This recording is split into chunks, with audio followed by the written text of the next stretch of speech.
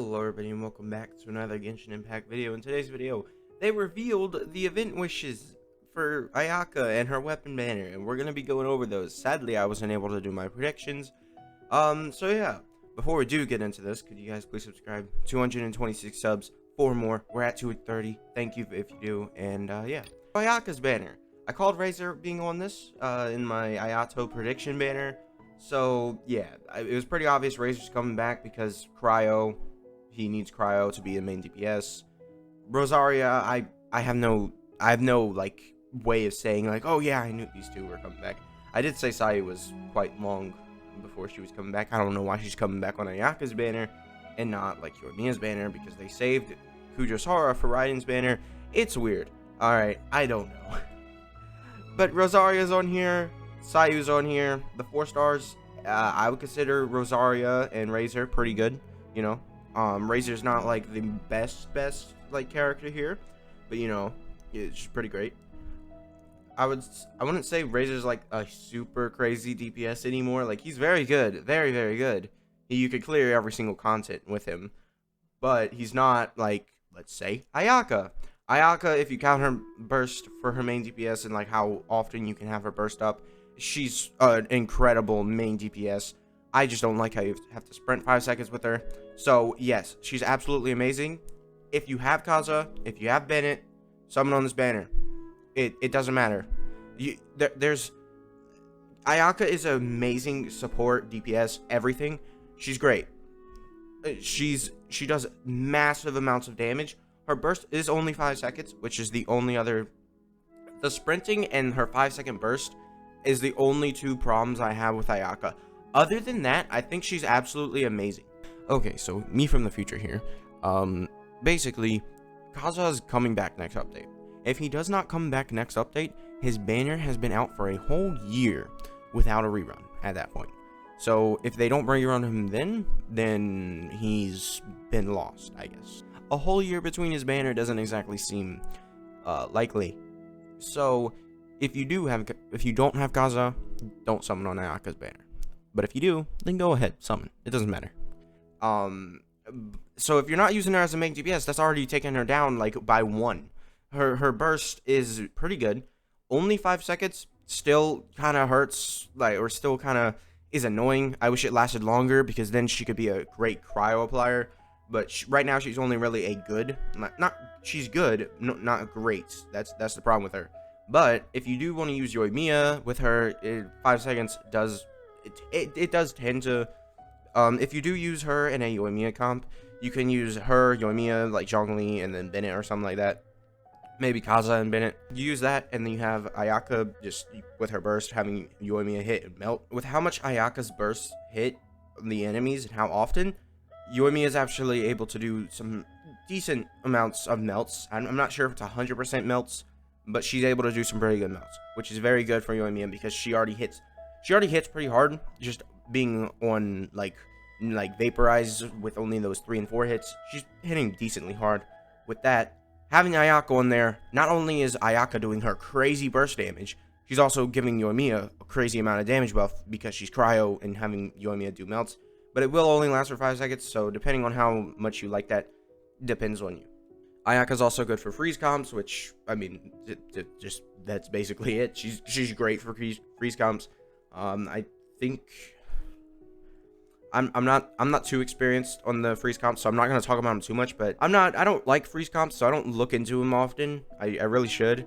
Then we have her weapon banner. This is an absolute skip.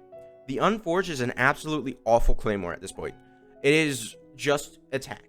It is basically Wolf's Gravestone. But if you have a shield, you're good. And as much as I like shield users, this is still not worth it. It may be the best in slot, but we're just waiting for one day. Like, 1 claymore user is all we have to do to get a good 1 claymore user that doesn't scale off of defense, you know, and doesn't have his whole sword built around defense, you know, and have the low base attack. And then 88% crit damage. I mean, I don't know what sword user that or claymore user that would be. Maybe my favorite one, but yeah, maybe one day. I think Ito's sword is very good though, still, because it does have the crit damage. But the Unforged okay, I'm gonna try and say that again. The Unforged is absolutely awful. Do not summon on this weapon banner. The only time I encourage people to summon on weapon banners is if the one weapon, Mistsplitter, is good. And then the secondary weapon is also good. Mistsplitter is great. The secondary weapon we want to be great. But then we go over here and we have the Favonius collection. The bell is absolutely awful. Favonius Codex, Favonius Lance, I'm actually using this on a couple characters right now. Yunjin is one of them because Yunjin with high energy recharge is all I really want. So I just put that on her instead of the catch because she doesn't really do damage. Favonius Sword, no, it doesn't get any much use. Favonius Warbow, though, is good. But you get this for free. So, yeah. Favonius Lance being the only good 4-star really on this. Favonius Codex, I've heard that can be good. Let me make sure I know what Favonius Codex is real quick. Sucrose. Yeah, I use Sacrificial Fragments just because of the EM. But Favonius Codex, I only have one. Wow. Yeah, the energy recharge. That's why people use it, because it has energy recharge. This could be good for a couple characters, maybe like Yae Miko or something. No, because we really have this one now. And I mean, Yae Miko, like this weapon, free to play weapon, great, absolutely trumps the Favonius Codex. You would be using this on Yae Miko rather than this.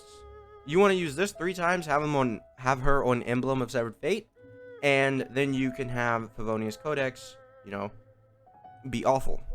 That's basically it. This weapon is so much better than that. Here's the kind of weapon banner you want to summon on. I think I did tell people to skip this probably. Maybe. I don't know. Elegy of the End, it's good. Good support bow. The Haran is good if you have a Yato. Not many people can actually make use of the Haran. I would just, you know, unless you have Ayato, skip this banner. But that's last time, right? But then look at these 4 stars. Rust, amazing. Flute, okay. Dragon's Bane, decent. Then you have the Woodset, that's pretty okay. I don't know. It depends on your team comp, but it doesn't belong in any team comp. And this Sacrificial Greatsword has some uses, right? This is pretty great. The Rust is basically carrying this entire weapon banner, right? The Rust in the Sacrificial Greatsword. Sacrificial Greatsword, not that good, but it's decent. These 3, they have their uses, but they don't really do anything. Let's compare that to what this new banner is. Alright, so for Haran, we have Mistsplitter, right? That's pretty decent trade-off, you know. They trade it. But then you have Unforged for Elegy, and I'm gonna say Elegy is like 10 times better. Because Elegy is a support, not your main DPS. So Elegy giving you support off field, you know, it's not really affecting, like, I don't know how to say this. Elegy is not really like bringing down your characters, it's literally only buffing them. Whereas the Unforged, you can have multiple other claymores that will absolutely just buff your damage more. Because this is your main DPS weapon. You don't use this unless it's a main DPS. And then for the Favonius thing, like I said, the Favonius Lance and the Favonius Warbow are basically the only ones, but you get this one for free. So unless you don't have this R5, which R5 at this at R5 giving you energy, this is pretty good. But other than that, like, there's literally no reason to summon on this banner. The only thing I say is, if you're going for Ayaka and you get Ayaka, the signature swords and weapons make so much of a difference. Like, it is quite literally like 3,000 damage per hit kind of difference. It is so, like, I want to tell people, no, don't summon on this banner. But I also, like, if you have Ayaka and you really like Ayaka, then maybe this is worth it, depending on how many primos you have. Don't summon on this unless you basically guarantee at least 1 5-star. But then you're going to be at 1 out of 3 on that pity. Not a good feeling. Not a good feeling. So it just depends up to you whether you really think you need the extra damage. Like, it will buff your damage quite a lot, the Mistsplitter. But I'm saying right now, any of these weapons other than the Mistsplitter, you're going to be very upset right? The Unforged sucks. And basically, most of these weapons, the 4-star weapons, I include them in this just so, like, you know, in case someone's looking at this banner for the 4-star weapons. If you're looking at it for the 5 stars, you know, the Unforged sucks, but the 4 stars are still like on every banner. You're probably gonna get a Favonius weapon from Ayaka's banner if you're summoning, because I mean the Favonius weapons are like so common, right? Except for the Favonius Codex for some reason. But I mean the Favonius weapons are so common. Like I actually have 15. I have 15 of them. I have 14, sorry. Not 15, 14 yet. But I don't know why I have so many Favonius Warbows. Yeah. I would not recommend summoning on this banner for the Favonius weapons, because to be honest, if you're going for a main DPS, you're going with this. If you're going for support, you're probably going to go with this, or let's say this, which it's an exclusive. Also, this banner doesn't have any exclusives, so you're sort of shooting yourself in the foot, like where it's a great like burst DPS weapon, or this one where it's great for official. I don't know what else it's good for.